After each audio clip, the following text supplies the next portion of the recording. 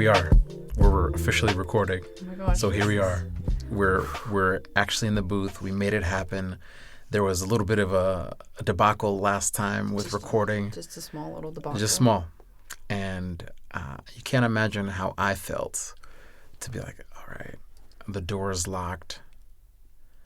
You just drove from San Diego. Can I at least get you some lunch, right? And so now when you had texted, oh, the door's locked in the studio, I said, Lord Jesus, the devil's is truly trying to mess with me right now. All right, how can I reframe this? How can I be like, okay, this is a moment of sanctification. This is a moment where, I prayed for patience. I prayed for endurance. Maybe this is actually what it looks like. Okay, how do I roll with the punches? How do I show up with a smile, ready to go, and not be fuming, right? Because that's not a good look, especially since this is the first time we're doing video. That's true.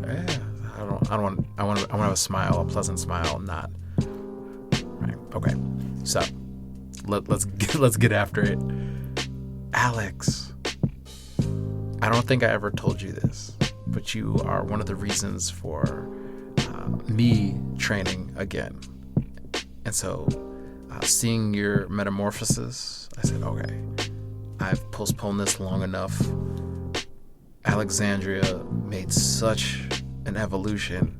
All right. And so I sent you a message on, what was it, Messenger? Facebook Messenger? Yeah, Facebook.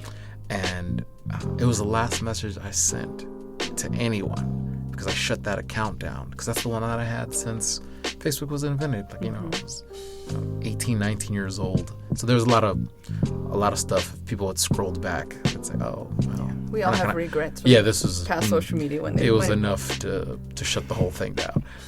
But it was pivotal as the marker of a message being sent. And then 4 years later, we reconnected. And I said, hey, you got to come on this podcast and tell your story.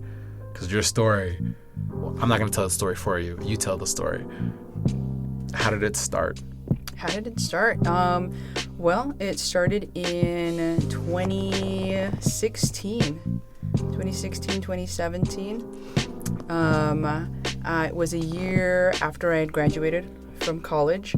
And then I was just really soul searching.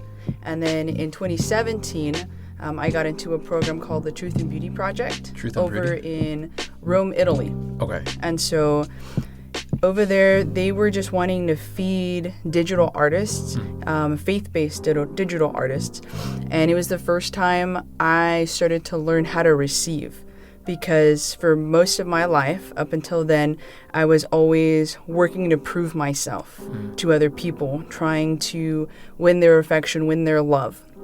But I didn't know how to love myself. And then the founders of this program, they flipped me on my head. Turned everything upside down. Mm-hmm. They pulled a lockdown. Yeah. Is it too soon? Couple years earlier than that. Okay. Yeah. All right. And so when I came back to the States, I wanted to learn, what does it look like to love myself? How do I take care of me? And so I looked online. I was like, well, Amazon, they're always hiring, I hear. So I looked online, had 2 different interviews.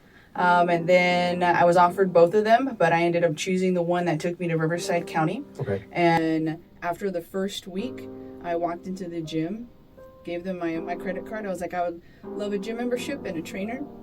Thank you. And the girl, she just stared at me. She's like, wow.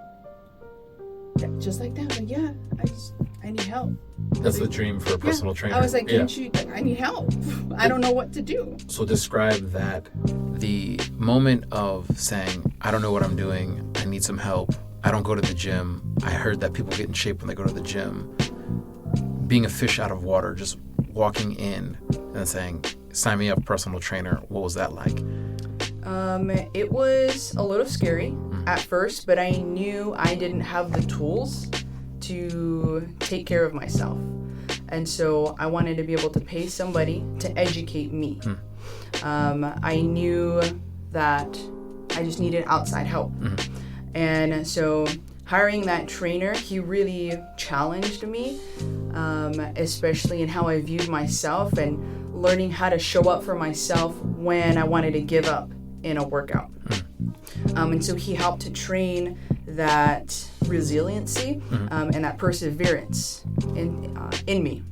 Because that's hard. It is. It is hard. Oh my gosh. There were times where I wanted to give up, and he would say, don't you dare give up. Push through, channel that energy. Think about maybe some unfair situations and just channel all of that here at the gym. Wow. And then I also ended up hiring what's it called? I'm drawing a blank. I ended up hiring a food prep service. Oh, nice. And it was a local Oh, one. yeah, nice. Because I had no idea how to eat. I'm just like, okay, what does a well-balanced meal look like? Oh, man. And so my trainer, he said, eat about 500 calories per meal. Eat your protein. So that's all you should tell them. And after about 4 or 5 months, I started getting a good idea of different portion sizes. And so I started to measure my own food. Awesome. And weigh things, cook it, and meal prep. And at first, it took a long time. I would make a big mess in the kitchen. And I love to cook. But I would make a big mess in the kitchen. And my landlord at the time, she's like, you're making a big mess. I'm like, oh, I'm sorry. Yeah. So it was a big learning curve. And it required a lot of humility, which I didn't have. So it was very difficult. I'm glad you said that, because that's part and parcel for starting a fitness journey, saying, I don't know what I'm doing, but I see where I want to be. Okay. Who knows what they're talking about? What's a credible source? And then a trial and error for all of this. So if you've never meal prepped before, there's going to be a huge mess. And when I first started doing that, I would meal prep on Sunday, but then I probably wouldn't clean up till around Thursday completely, right? So it's like, all right, got a pile of dishes in the sink, and there's no wipage on the counter. The next day, oh man, I need some spoons. Well, I have a bunch of other stuff I need to do, so I put it off. And so, truth be told, it's still a problem to this day, but it's not as bad as when I first started. And it sounds like you had a neutral third party. Well, I guess it's not neutral. This person had vested interest in their property, so I said, hey, Alex, pull it together, lock it up. But the whole thing is you get faster and faster at doing it until you can actually set it and forget it. And then that takes out, would you think that's about a third of the challenge of going to the gym, is eating, knowing what you're eating, having it ready, and then not having to think about what you're eating again? So what I say, it's about a third of the whole kit and caboodle of a fitness journey. Like there's lifting, there's cardio, there's food, there's sleep. At what portion of the pie is meal prep? I would say it's like second tier. First tier should probably be your sleep, your recovery. Yeah. And then how are you feeding your body? Because that's what's going to fuel your body when you're going to the gym. But also if you're not well rested, then your eating choices are probably going to be trash. Yes. Your workouts are going to probably be extra trash. Yes. And so I think recovery and sleep, that's the first thing that you need to do. And that's what I tell my clients, like, what is your recovery like? And that's something my trainer right now is reinforcing in me, because I've had such a busy schedule. And she's like, how is your recovery? I'm like, oh, wait, that's right, I'm not sleeping. Yes. And this is a role reversal. The teacher has now become the student, hearing you say this, because that was what happened. So I'd go for 6 weeks training regiments, and then a little bit of a brief hiatus, like about a week, and then just I stay in the mode, but I'm not, okay, I need to lose 10 pounds.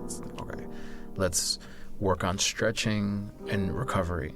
But this one I got schooled pretty hard because I wasn't sleeping. I was burning the candle at both ends, right? Going to bed really late, waking up really early, training as hard as if I was well rested. And then everyone was like, hey, why do you have an attitude? I think you need a drink. I think you need to take it easy. I think you need a vacation. But it was everyone. And the thing that I noticed, and it's only by the grace of God, was in my mind, everything became someone wanted to instigate a fight. In my mind is, hey, all right, 0 to 100, I'm set to kill right now. What? What do you mean, how's my day going? You want to go? You want to do this right now? Like, but it was very innocuous, but it's because I wasn't rested. Right? That was so me the past couple months. Yeah. It's bad. It's bad. I woke up ready to fight. Ready to fight. Yeah. It's not good. So everyone who's listening, just realize something gets hit on a very primal level. Like, I don't know if it goes back to cave hunting days. I have no idea what it is. But the only thing I can compare it to is if you play sports, when it's time to enter the field or go onto the court or enter the ring, that's that switch that happes. But it's not good for socializing or talking. Yeah, it's not good. It's not good.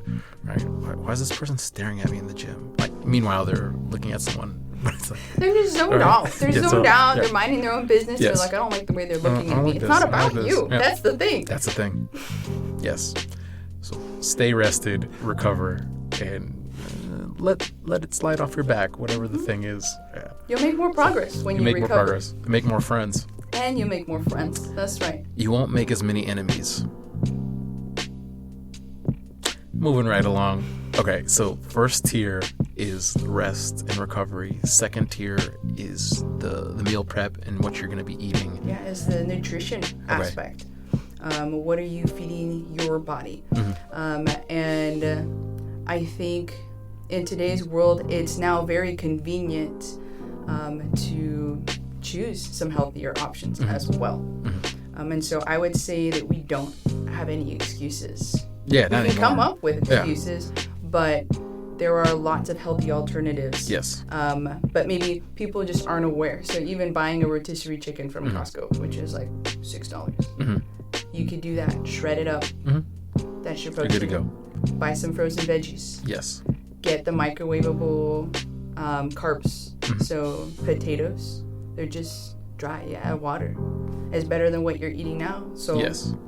Swap for the healthier alternative, but what's convenient. Let's slow it down because that was a lot to take in. Imagine someone had never heard this before.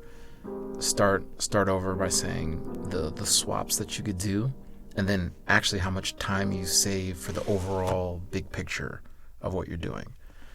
Okay. So just some healthier swaps that you can do. Because what's quick and easy? A lot of times we'll go through the drive-thru. Yes. To McDonald's, Carl's Jr., Jack in the Box, Del Taco. That's mine. Oh man, I don't know why people like Del Taco. So this is not an indictment of Tex-Mex fast food, not authentic, but it's a good substitute.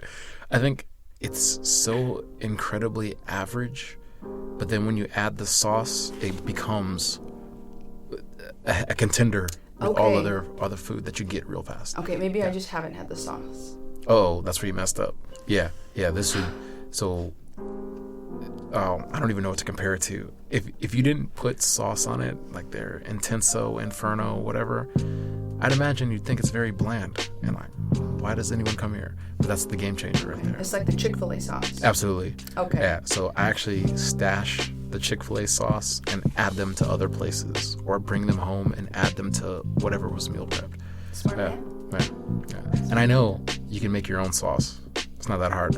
Olive oil, a little bit of honey. Yeah. I'm like, oh, hey, this is where I make my exceptions. Okay, so it was a substitute. What's another thing to do? Another thing to do for substitutes, so rotisserie chickens, a lot of frozen meats that you can get, and also use your ovens. Yes. Because for me, I have been jam-packed busy the past couple months, especially as my training has leveled up, and then just my responsibilities are just getting even more. I would utilize my oven. I would get frozen veggies or already chopped up veggies, throw it on my tray, and then get the chicken, put it right on top, have it all seasoned, leave it in there for 30 minutes to an hour, it's ready. Good to go. Yeah, so it only takes a couple minutes. Yeah. All you need are scissors. Yes. And maybe salt and pepper. Let's say that again. So in a couple minutes of just prepping what you already have, you throw it in the oven, 30 to an hour later, it's ready. So that's just a little bit of foresight, and it won't sabotage what you've been training for. Yeah. Wow. Yeah, and then you don't have to package your food in containers. I think when you get more diligent, more intense with your training, then it can be beneficial. But you can just have a container with your roasted veggies, and if you want to buy a bag of carrots, there it is. And so you can mix and match your veggies, get different proteins, and then so you just mix and match. Have it your way, like Burger King. I'm glad you said that, because the thing that got me was the cleanup of all those containers. I'm like, all right, I feel like I'm back in college, my undergrad days, right, where I first started working out like that. But then when I started making the overnight oats, I'm like, all right, I'm not going to split this up. I'm going to have it in that huge tray. And then when I'm ready, I scoop it into a dish or a container, go from there. So you brought light to an area of, I guess I was looking down on myself for not having it prepped already to the portion for breakfast, lunch, dinner, whatever it would be. So yeah, you gave me a little consolation in this moment of it's very innocuous, but it was a big deal to me. So you just brought relief. There you go. Thank Praise you. God. Praise God. All right. So if someone had never heard about portion control or caloric intake, how would you explain that for saying throughout the day only be set to this, give or take? Okay. So I would say your car, right? It only takes a certain amount of gas for the tank. And if you add more, you're just wasting money, and it's just spitting out of your tank. And so when we eat more than what our body needs, we are storing that excess gasoline into fat. And so being in a caloric deficit, you're eating a little bit less than your maintenance, what your body needs to run on 100%. And so if you're looking to trim down a little bit, so it would be beneficial to be in a caloric deficit, or instead of eating a little bit less, amp up your steps for the day, because then you're burning more, you're using up more fuel. And that's like a safety precaution to do that. And I noticed that the second I start the routine of either doing some exercise, some calisthenics before I eat, and then a 10-minute walk afterwards, I'm never concerned about, did I eat more than 100 calories more than when I set it to be? But then after a couple weeks, I stretch it to be a 20-minute walk, and then it's not even close to when I first started, right? So yeah, this is gold. You're giving everyone gold right now. Okay. Walk us. Yeah, go through. I actually wanted to say one more thing, because you had mentioned that, I ate maybe 100 more calories in that meal. I think it's important for people to understand, and I think for those who are watching, that don't give yourself a cutoff of, let's say, 1,800 calories. Give yourself a range to some smart. cushion in between. Yeah. So 1,800 to 2,000 calories per day. Okay. Because at least for me, when I was like, so I have to eat 1,800 calories. If I went up and above, I would beat myself up. And then it just added to food anxiety, where I would get very fixated on what I was eating. And then it can get people to spiral into a black and white food mentality. And it's just, I feel like it's a domino effect. Yes. So unless you're training at an elite level, I don't think it's necessary to just have that one number, but give yourself that cushion, that flexibility. That's good. Especially since, I don't know about you, but whenever it's leg day, I'm ravenously hungry like no other day of the week. And so I'd never say 1,800 calories. Well, I shouldn't say it like that. If mine was 2,000 calories on leg day, all bets are off, because I would eat right afterwards and be satiated for about an hour. and then an hour later, it'd feel like I didn't eat all day.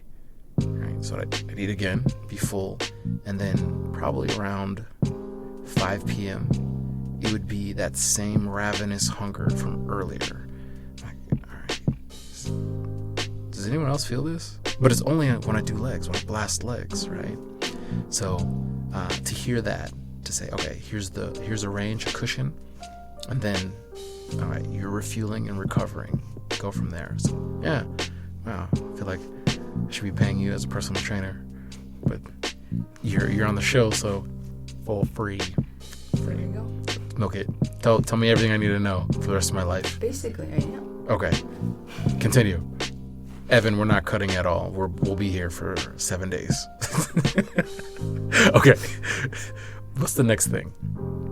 The next thing. The next thing for going to training, because we talked about food, splitting up food, having a cushion, getting those steps in, knowing portion control, being balanced. Let's get to the hard part, or I say the easy part, which is lifting weights, picking up heavy stuff and putting it back down. Yeah.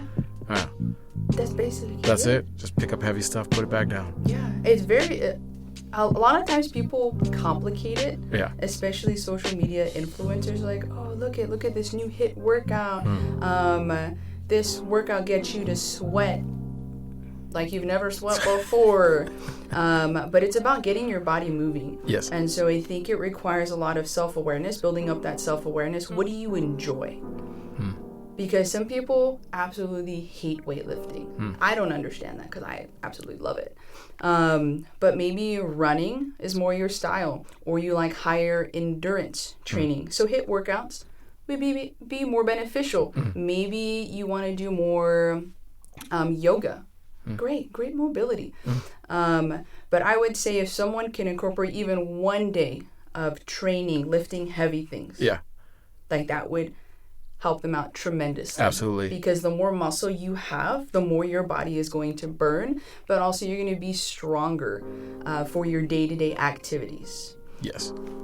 The thing that I noticed was if I do calisthenics before I eat, all of a sudden it feels the same as if I had gone to the gym. And I know there's a lot of mixed reviews about targeting areas on your body, but I think the concept of moving whatever muscles in that area starts to mobilize the fat there. Like, I don't know what the statistics look behind it, but I notice a very quick difference, especially in my waistline, if I'm doing just sets of 10 sit-ups, right? So maybe, I should say reps. If I do 10 reps and then 10 push-ups and then 30 seconds of an ab variation, eat some food and go for a walk, it feels equivalent if I just blasted that at the gym. And so to do that at a very low level every single day, I feel like it gives you more endurance in the long term for keeping up with whatever that workout is. You have any input into that?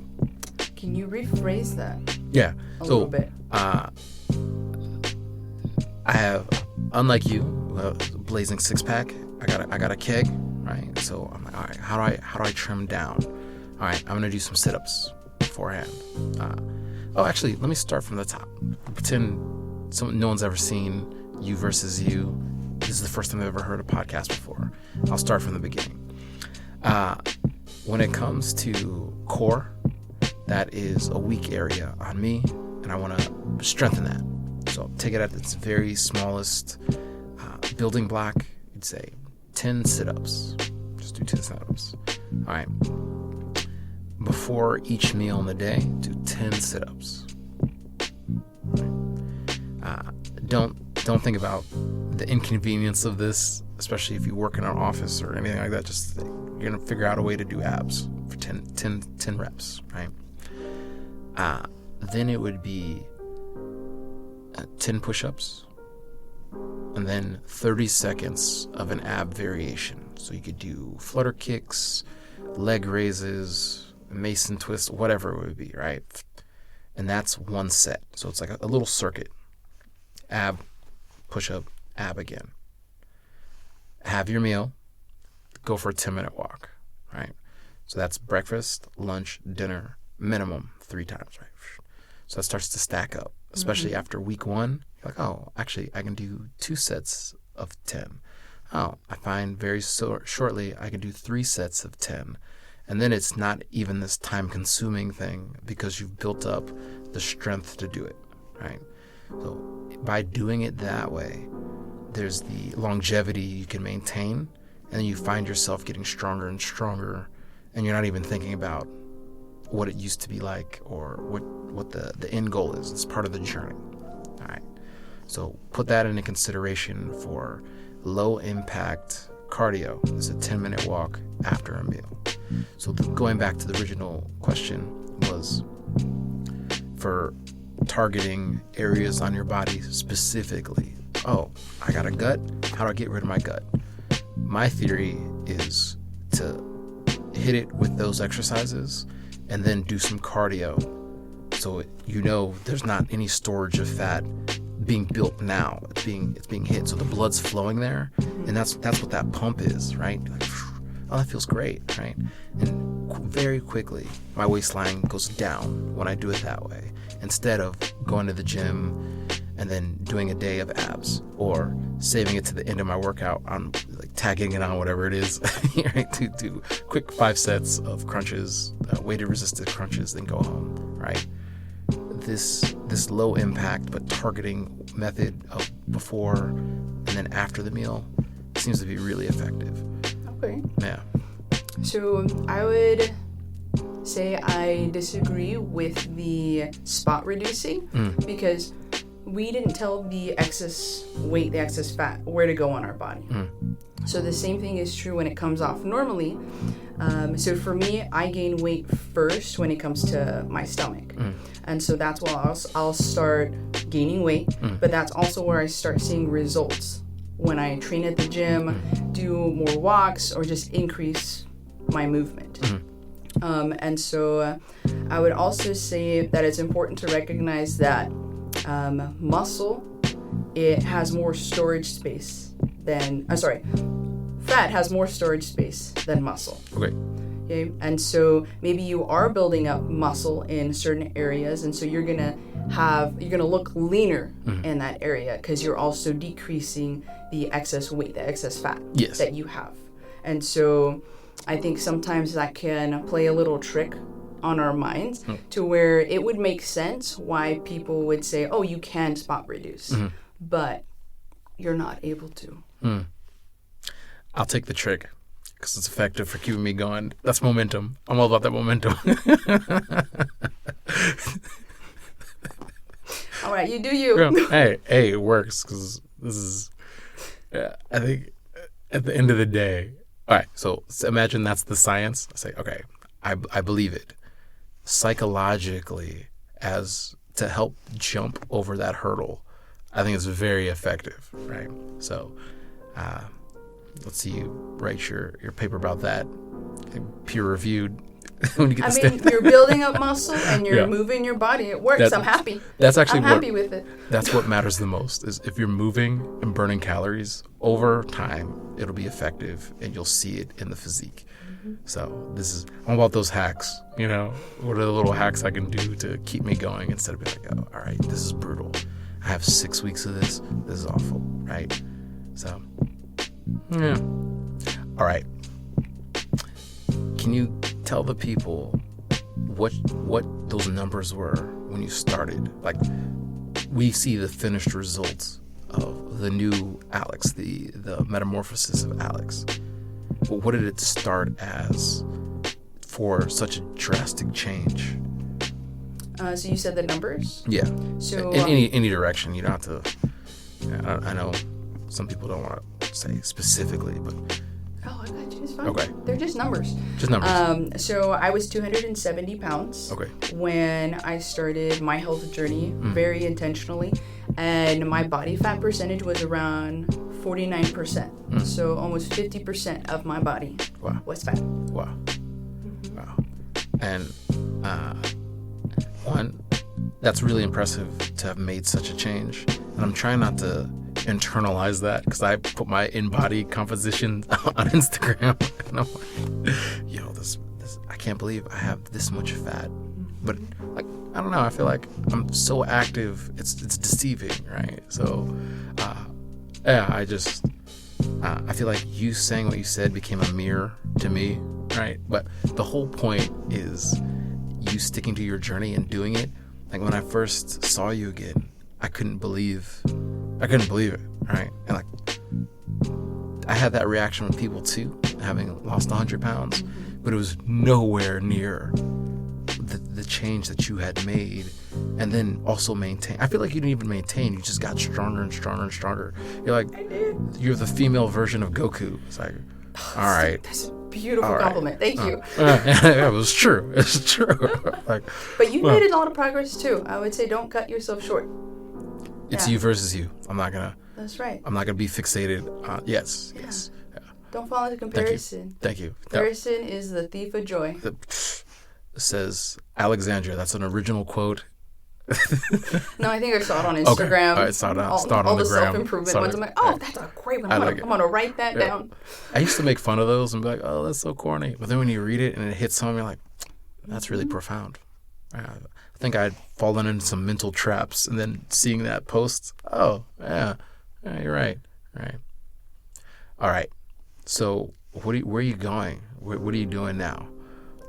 So right now, I'm starting to train for potentially a bodybuilding competition. I think you already won. Yeah, you already won. I am nowhere close to where so many of these ladies are. Obviously, like, I don't want to fall into that comparison. Yeah. But there is a certain look when it comes to competing in a show. Yes. And so it's been a very humbling experience the past, I think I've been doing this since February, March, April, May, June, for about 4 months. And I've been going through a body recomposition. So I am the same weight from when I started. So 153 pounds. You're 153 pounds? Yeah. Wow. That's the same number of the miraculous catch of fish. Same number of beads on the rosary. If you were to, not including the luminous mysteries. So number of miracle, 153 right there. Yeah. There we go. There you go. Oh my gosh. That's actually really cool. Yeah. Put that on Instagram. Okay. Wow. Welcome to the show. Oh man, but yeah, so the past 4 months I've been training for bodybuilding, and it's just a whole nother level. And there have been times where I felt like, man, I'm just not prepared for this, and I thought I was, because I took about a year off to focus on my mental health, and so I had stopped weighing my food because I didn't want to see food as black and white, as good and bad. I wanted it to... In absolutes, yeah. Yeah. And so I wanted to reframe that mindset that I had, and I felt I was ready. So then I reached out to my former online coach, Dakota, and he recommended Anastasia. I think I said it right. She's Greek, so you pronounce it a little bit different. Normally people just call her Anastasia, but Anastasia, which I think is beautiful. It's all Spanish to me. All right. But I love her coaching approach. It's very holistic, very well-rounded. She sees me as a whole person. And so I'll do weekly check-ins, and there's no BS. I do my measurements, I do my weight, and then I let her know, did I have any meal deviations? Yes or no? And then why? And so there have been times where I was just really going through it, to where I started to emotionally eat. And I would have to face it, like, okay, well, I made this decision. Okay, why did I make that decision? And so it's required a lot of growth. And I'm learning to level up in my training and in my mindset. So I am someone who is very strong-willed, very passionate, and very resilient. But this is a whole nother level. And I love something that my coach told me. She said, you're training for an elite sport. And so it's not that you're not resilient. It's that you just need to level up. And ever since she said that, my mentality has switched. Instead of, oh man, I'm not going to be good enough for bodybuilding. I'm not going to be able to do this. No, you're just leveling up. And so it's going to be difficult. This is a transition, and change isn't comfortable. No, it's not. But especially what you've done already, right? That's why I'm always in awe when I talk to you. Because I'm like, all right, the level of growth and then adaptation and then growth again, adaptation, growth, and then pushing. I'm like, whoa, you already won. I already know. Because there's the consistency of almost 10 years, I guess. Like 8 years. 7 to 8 years. 7, 8 years. Yeah. And like, I don't know what that, if you had the statistics on a graph, would look like. But I bet you it's been, if it was losing weight, it would be like this. Going down, going down, going down. But it's still doing that. And then muscles increasing, and you're holding it. You know what I mean? So I'm like, wow. Yeah, whoever has that first, second, and third place currently, just know this is like that scene from Rocky where Apollo Creed is just taking it easy, and then Stallone's beating up slabs of beef in a factory. I don't know if that's too much of a deep cut. I assume everyone's seen Rocky, but it's not the case. It's a classic. It is. But who knows? Who knows? They're missing out if they haven't.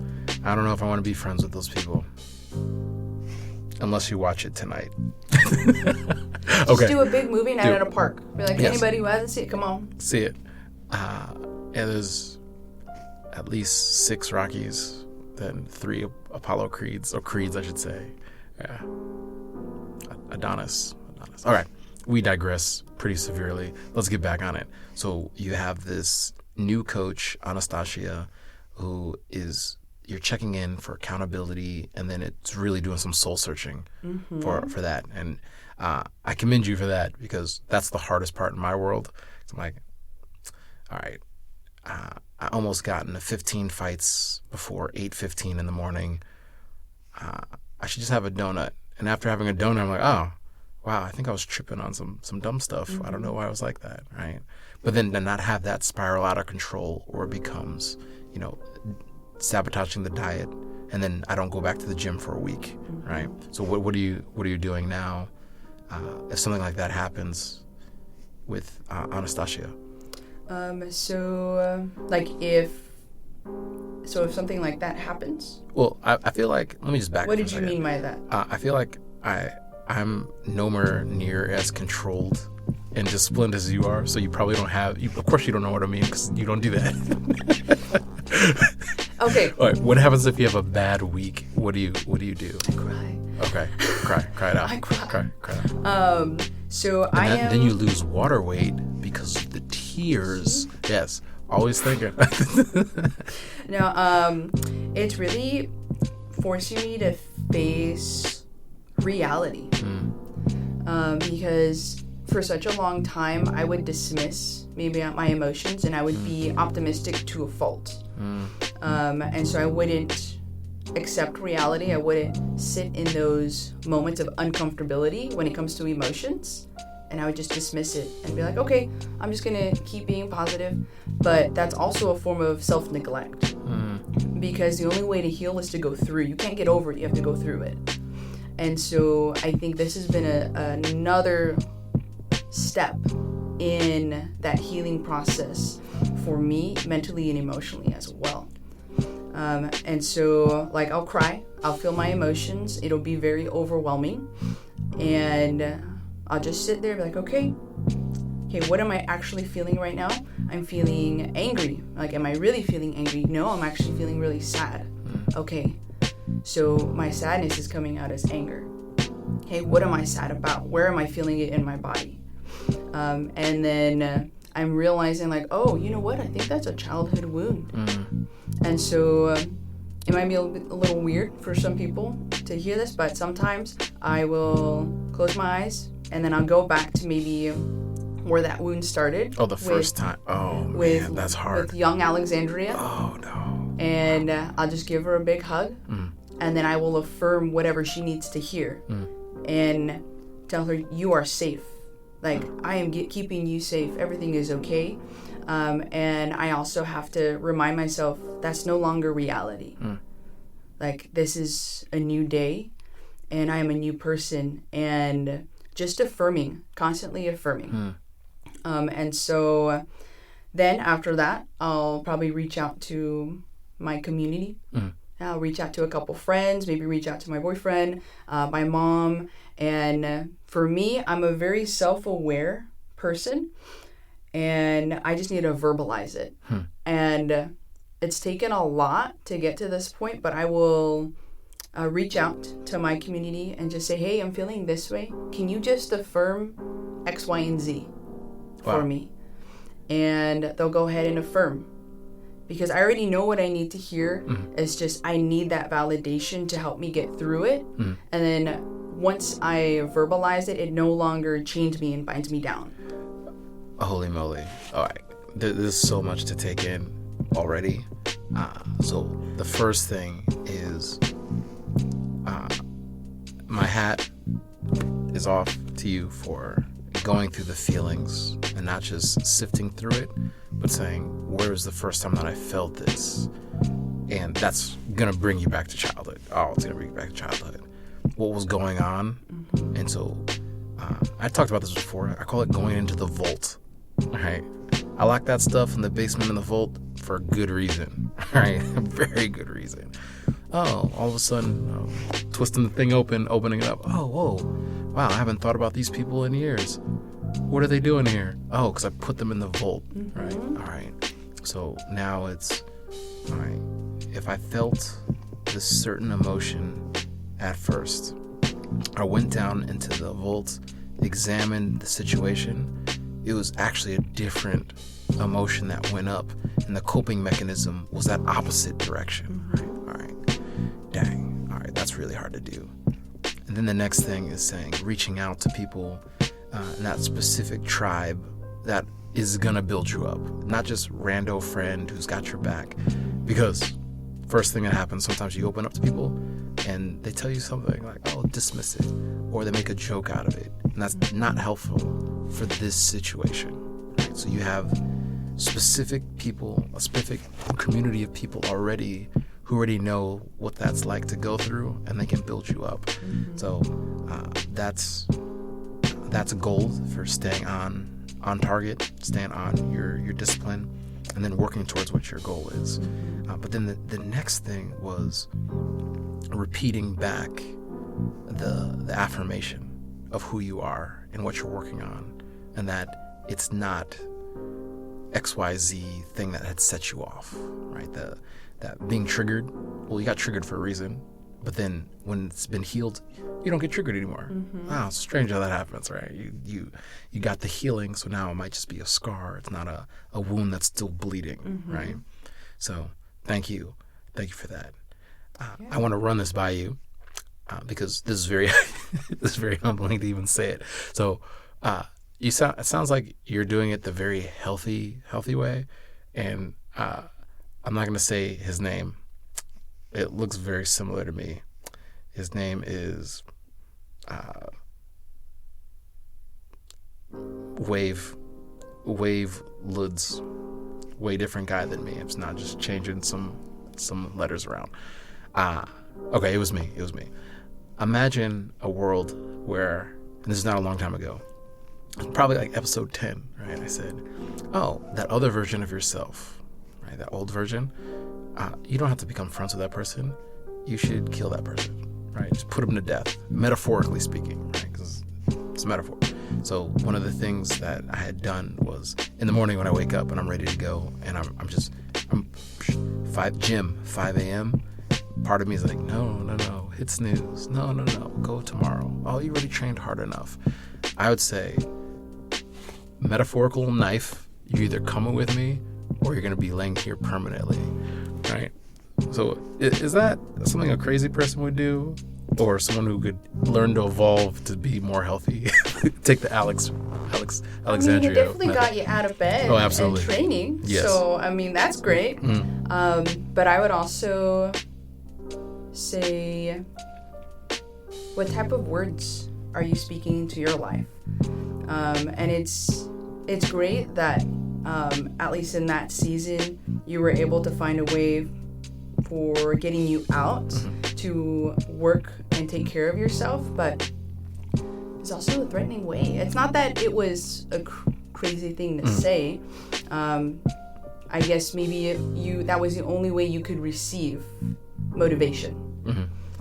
Some people need drill instructors. That's what it was like. Okay, so a mean drill instructor. And so for me, in my mindset, I don't fully understand that experiential-wise, but I would just say, are you speaking grace into your life? And are you treating yourself, even in the words that you're speaking, with kindness and love? Yes, you can also just say, get your butt out, and whatever else that motivates you. But I would say, if you gravitate on a threatening yourself scale, that's a little unhealthy. Okay. Everyone heard it. It was unhealthy. Yeah. Let's not do that. Yes, this was... So I don't think... So I'm not justifying it. I'm just walking through it with you. Verbally processing, if you will.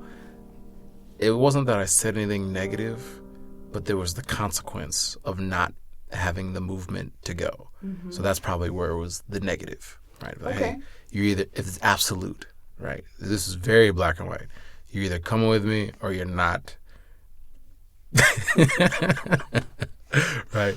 So I'm glad to have had this episode because you're like, oh, actually, examine that. Go to that area. Open up the vaults. Bring Jesus into it. Hey, Lord, what was that first memory that I have of this, right? Because I think my knee-jerk reaction is immediately throw it in the vault and not even look. Throw away the key, right? So this is for that holistic healing, recovery, and then moving forward. Yeah. Yeah, just because even getting up, even though it sucks, let's say you're part of the 5 a.m. crew. God bless you if you are. Not anymore. I was for... But going to the gym is a place for healing as well. Even though you are putting yourself through so much pain, you are growing and developing into a better version of yourself physically. Yes. And so that's something to be celebrated. And so at least with my mentality and my mindset, what I tell myself when I'm not motivated to go to the gym, it's like, no, I'm going to show up for myself because I deserve it. And I have goals, and this is where I want to be. I want to be able to inspire other ladies, other people who maybe feel like they're hopeless. Who knows who I will encounter at the gym. Yes. And there was one day when I was at the gym, and there was this lady, she was crying in the bathroom. And I think maybe it was the day I didn't really want to go to the gym. And so I walked up to her like, you okay? Is everything okay? And she said, it's just a really rough day. And so I asked her if I could pray for her, and I asked her her name. And she said, yeah, I would really love for you to pray for me. And I was like, would it be okay if I pray for you right now? Or is that just a little too much? Which I get. And she's like, no, I don't want prayer like right now. Just if you can pray for me. I was like, I love the boundaries. I even said that. I love the boundaries. You set your boundaries. Don't be sorry. Like, I will pray for you. And then just last week, she found me. She was like, oh, hey, I don't know if you remember me. I was crying in the bathroom. And I was like, oh, are you good? Like, she's like, yeah, I am. And I just wanted to say thank you for praying for me. Your prayers have really helped me a lot. Praise God. And so you never know. Never know. You never know. And so going to the gym and showing up for yourself at the gym, or choosing to not hit the snooze alarm, it's saying a greater yes to other people and to how God wants to use you in the day. If you can say yes to getting up and going through, that's probably the most difficult thing to do every morning, is getting up without hitting snooze. And if you can overcome that, you can overcome everything else throughout the day. This has been very enlightening because I have a hack for that. and it's put the really loud alarm clock, not the phone one, that old school one, way out of reach. Put it way out of reach. Mm-hmm. You have to get out of bed to turn this off, right? So that's what I have to go for. And I found that I'm so annoyed and so upset about it going off. There's no falling back asleep, even if I wanted to. Right. So that's actually the trick to getting up when you say you're gonna get up. And at the 5 a.m. club, when I was there, it was way before that. It was like way before that. Yeah, because you're at the gym by 5, so you gotta get up way earlier. Yeah. And depending on your commute, and you're a little bit slower in the morning, I get it. Yes. There was a point where I'd set my alarm clock for 4 a.m. and then I had to do 3:30 a.m. because it was the level of annoyance and then not being sociable at all. Like I might have well just grunted at people. Like that's the only way that I'd operate. So like, all right, do yourself a favor and be nice to people, or at least be somewhat approachable to people. So I have to get up even earlier and put my mind on right. Be like, oh, hey, good to see you at 5 a.m., right? I'm Miss Ingrid, right? Miss Ingrid. That's the lady who opens up the gym. Like, Miss Ingrid, good to see you. But if I didn't do that, set it for 4:45 and would be at the gym at 5, oh, man, it might as well have been Dr. Jekyll and Mr. Hyde situation, right? You want that. Yeah. So this is, I feel like you're ironing out a lot of the creases that I had in my journey. So Alex, this is very much needed to be here and to go through these things. Praise God. Praise God. Our life's a witness. Yes. I have to be a credible witness and a approachable witness, a Jehovah Witness.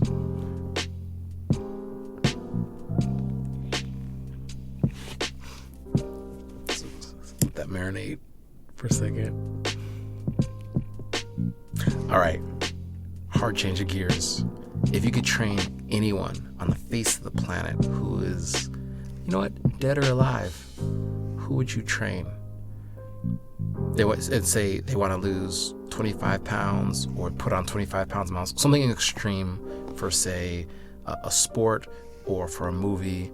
So they need the best of the best personal trainer. They heard about Alex. Who would that person be? Oh, see, I wasn't thinking of anyone famous. I would love just to train a family member or a friend, or anyone who just really wants to see improvement in their life. Okay. I'm sorry, I wasn't even thinking that. Hey, okay. It's open-ended. Yeah, just because I've seen a lot of my family members and my friends, sometimes they struggle, but a lot of things could be remedied just with a healthy nutrition and movement throughout the day. And so I would love to coach someone who's serious about wanting to take care of themselves, because I have a crap ton of tools and so much experience that I just want to help and give everything that I have learned, because it's difficult, it's hard. And I want to be able to walk with other people through all the junk and help them see, like, you know what? Like, I was there too. And you can get to wherever you want to be. Like, for me, I just want my life to be love and to extend God's love and healing and His mercy. And for some reason or another, it's just ended up becoming health, mind, body, and soul. Hey, yeah. So I just want to extend that. Do it. And you're doing it right now. All right, give the people who are listening your contact information, or how can they best reach you? So through Instagram. Okay. Yeah, through my Instagram, Let's Go Flex. Let's Go Flex. I actually That's really clever. I don't remember if there's like a period in between each word or an underscore. That's a good question. I don't know either. I have to check my Instagram. Because I changed it like 2-3 years ago. Okay. And I actually just started taking clients again. Okay. Because I was just having a lot of stuff go on, and so I wanted to make sure I was good before I started training again. Smart. Because it would be unfair to them. Yeah. Wow. You're such a role model. How does it feel to be such a role model? It's very humbling. Yeah. It really is. It's very humbling, and it's just such an honor and privilege. Yeah. I guess too, because I've been hearing that from just different people. Like, wow, thank you so much for just being you, like sharing your story. You inspire me, and it just gets me to reflect where I was and then where I am now, and it's just a big testimony on God's love and mercy and his love. Amen. He's a healer. That's Yeshua Rapha. Jesus' healing, has healed in the past, brings healing. Yeah, just to make it for the Jehovah Witness comment I made. I figured I'd bring it back. All right, so do you have the official stamp, that check mark on Instagram? I don't. Okay, so what's your profile photo for this moment where people would know Lex Go Flex, this is you and not some other account that has a similar? So it's me right at the end after I finished my half marathon. Okay. Last year I'm wearing a blue shirt. Okay. And I have a thumbs up. Oh, hey. All right, perfect. Remember that. Like if you see the smile, Thumbs up. it'll be right there. Cool. That's how it's with the thumbs up and the blue shirt. After we end this episode, I'm going to put a blue shirt on. I'm going to find an area that kind of looks like I finished a half marathon. I'm going to do the same smile, and I'm going to call it Jex Flex. Jex Flex, that's Jex right. Flex. And then you have to do the And I'm flex. going to make sure, I'm going to do it, I'm going to follow it to the T on your pose. It'll be me. That's a fake account. Don't click that one. Clickbait, don't do it. Clickbait, don't do it. No, yeah. All of a sudden you're subscribed to all these email things. I don't know. All right. I'm going to double down on this question. Imagine that specific family member, and this time they're ready to hear you out and implement those tools. What would be a quick program that you'd come up with on the fly for that person? You don't have to say their name. Just how would you do it? When it came to nutrition, movement, like All of it. okay. Weight training, nutrition, your whole approach to betterness and wellness. Okay. Well, I would say first off, I would challenge them to drink more water. So drink more water. I would challenge them to have a glass of water before each meal. Oh, Especially so hard. if their water intake so is hard. trash. Oh, that's so hard. Yeah, yeah. And then you eat less. Oh, yeah.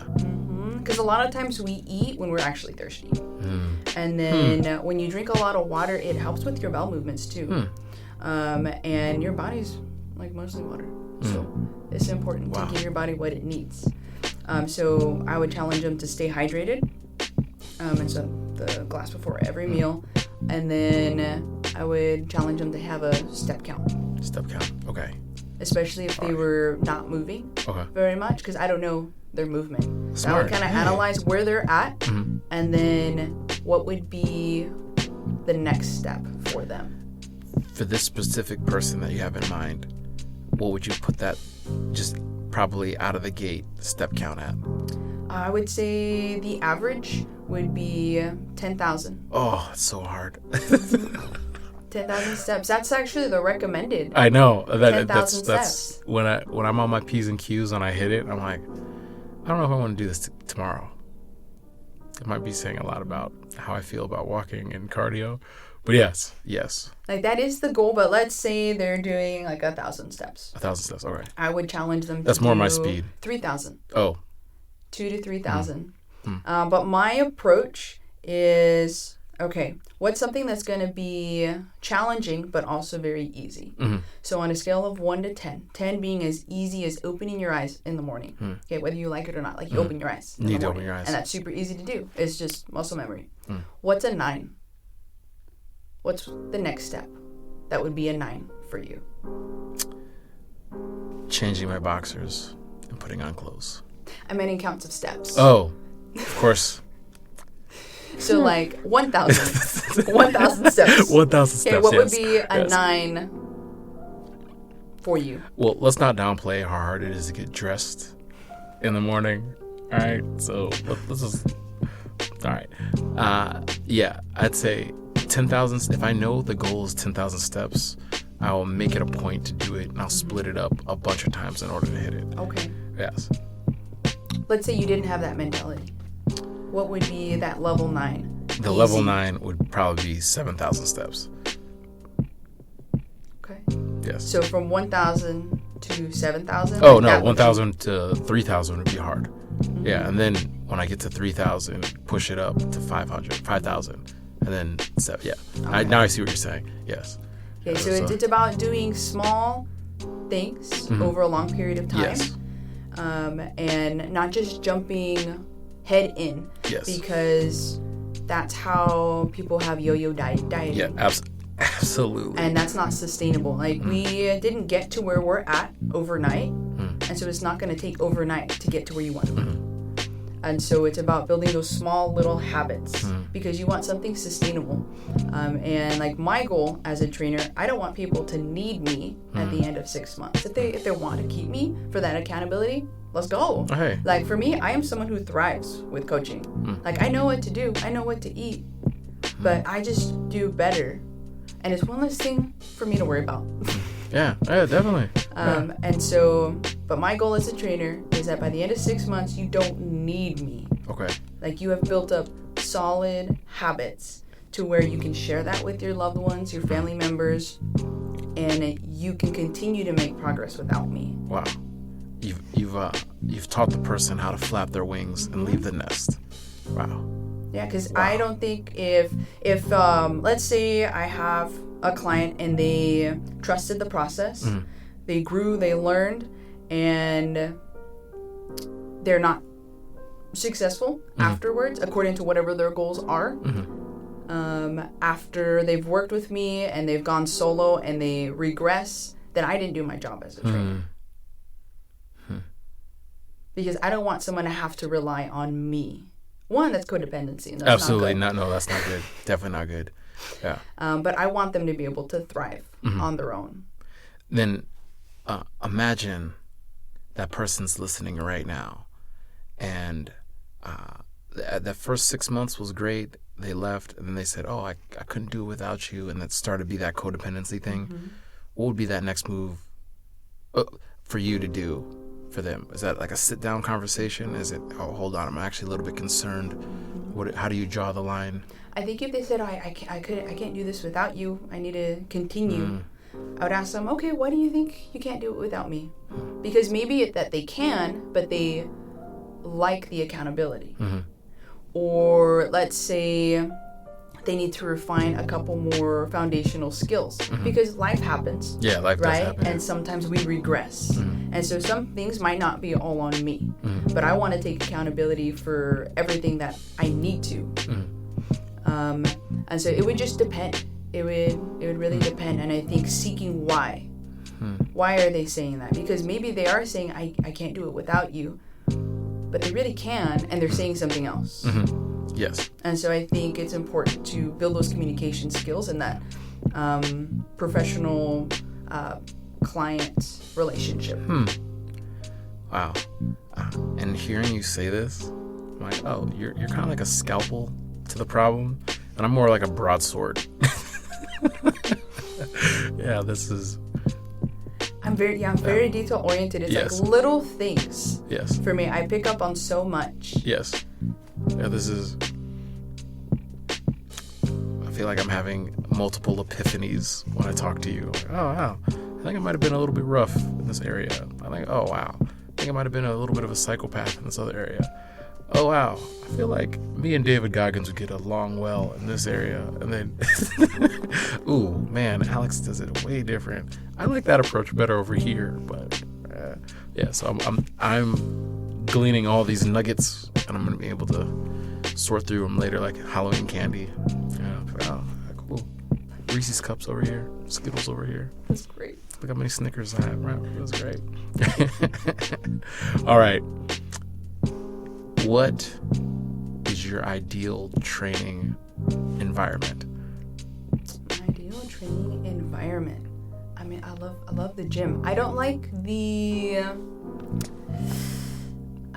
classic bodybuilding gym, even though I am training for bodybuilding, because it's just so gray and dark. And it you don't just like makes the me dinginess? sad. You like the dinginess? No, I know the lighting's ideal. Yeah. Like, you can be like, oh, look at it. Like, I look even more cut. Like, you can see all the definition, which is great. And maybe they should have a room for that. A room for that? But I am very sensitive to my environment. Okay. And for me, going to the gym is also a form of self-care, not only something for me to get to my goal, but it's a form of self-care. And I need brighter colors around me. Makes sense. Yeah. And you like to smile. That the darker environment does not. Yeah, it just makes me sad, and just like everyone's so sad and like lifting. And I have a very serious resting face at times when I'm working out. But when I'm done, I'm like, nice. SRF. That's much better than RBF. Serious resting face. But so I would say there's a gym that I go to right now. It has blue in there and then really nice lighting. So it still has some grays in there, but just the blue just brightens it up just a little bit. Smart. It livens my spirit. That or just the outdoors. Outdoors is great. I have heard of different weight training facilities where it's just outdoors. Fun. Yeah, there's one in North Hollywood. Yeah. It also keeps you on your toes because it's North Hollywood. You're like, can't tell if that's someone who's in our class or someone about to be trying to start something. I don't know. All right. Well, okay. There you have it. Did you ever see The Rock's gym? Like the one that he has at his house? No, I just have seen his cheat meal days. Cheat meal, yeah, those are great. Like, well, how did you even finish that? Like, how many pancakes was it? One, I'm not a pancake guy, but I saw it was like a stack. Yeah, it's a big stack. Right. He just goes at it like a kid at a candy store. I love it. That's great. That's intense. But he puts like pineapple in it. Yeah, he puts pineapple, peanut butter. I can't have peanut butter, so I probably put almond butter. Almond butter. And I put blueberries instead. Okay. I'm a blueberry and lemon gal. Nice. All right. So would that be your top 5 cheat day foods recipe? No. What would it be? Go through it. I normally go for a burger, or pizza. Okay. And then I have a big sweet tooth, so either cookies or ice cream. But the older I get, there we go. Wow, it sounds so old. I'm only 30. The older I get, the less I'm wanting to have those greasy burgers, because I'm like, my body, I want it to be like a Ferrari. I want to put good fuel and good gas in there. And also, I'm starting to develop heartburn for certain foods. No good. So, no good. All right. But I would say most recently has been Lebanese food. Oh, hey. All right. Yeah, it's just so good. Get the falafel, the kebab. Yeah.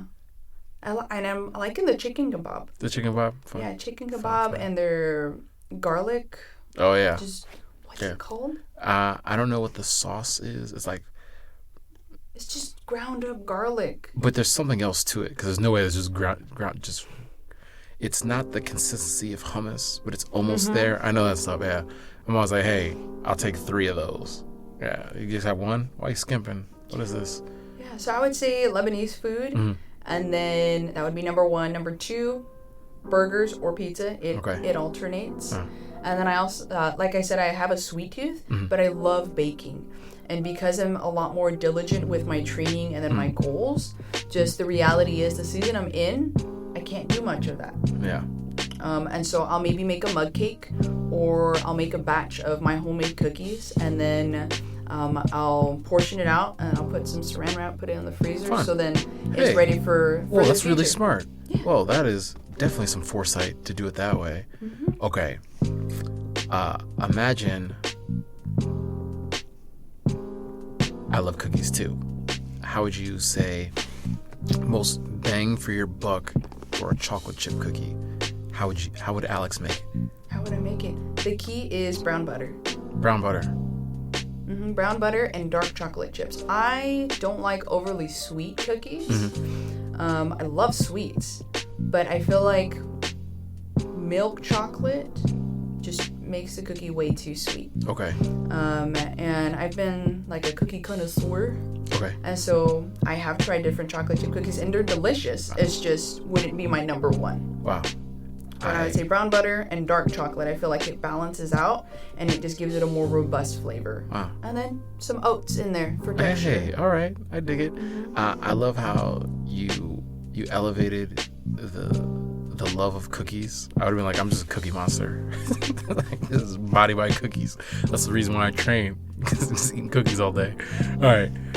We're going to have to wrap it up, but I feel like we're not even close to what we need to be talking about for just overall goodness of what you bring to the table. So I feel like I've also learned a lot about myself in the areas that need to be smoothed out. They've got some rough, some jagged edges, as it were. So yeah, we'll have to do this another time. Have a little continuation. Yeah, that'd be awesome. Yeah. I'm really excited about hearing a specific workout that you do for bodybuilding. So I'm going to keep everyone who's listening on their toes for this. But the minutia, the devil's in the details type of training that you do and have a keen eye for, I want to hear that just mapped out. Right? So think about that for next time. All right. Well, that's it. This is you versus you. In this case, Alex has the keys. She can pass you those keys, but you got to open the door yourself and walk through it. All right. Until next time, love, peace, and Afro Grease. I wish I had it because I guess more beard serum would be more of the place. All right. That's a wrap.